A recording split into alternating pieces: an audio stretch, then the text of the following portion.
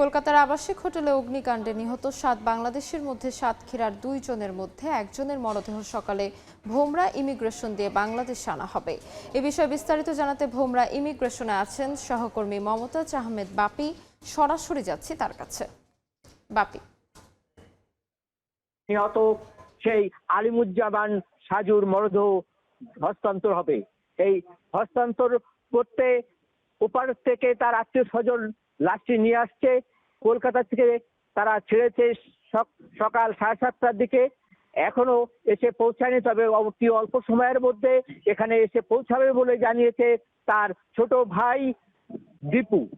দীপু জানিয়েছে তার ভাইয়ের লাশটি তারা গ্রহণ করবে এবং তারা এখান থেকে নিয়ে যাবে কালীগঞ্জ উপজেলার সেই তেঁতুলিয়ার বয়রা গ্রামে নিজ বাড়িতে। সেখানেই তারা অপেক্ষমান তার আত্মীয় স্বজন, ভাই ভাবি সহ গ্রামের মানুষ অধীর আগ্রহে বসে আছে সেই আলিমুজ্জামান সাজুর মরদেহটি নেওয়ার অপেক্ষায়।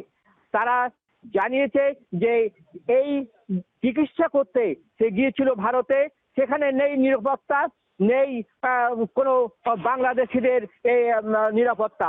এই নিরাপত্তা চেয়েছে তারা চেয়েছে যে এই নিরাপত্তার মধ্য দিয়েই যেন ভারত সরকার এই বাংলাদেশিদের তারা চেয়েছে যে এই নিরাপত্তার মধ্য দিয়েই যেন ভারত সরকার এই বাংলাদেশিদের উপর এই চিকিৎসা ব্যবস্থা জোরদার করে। এবং তারা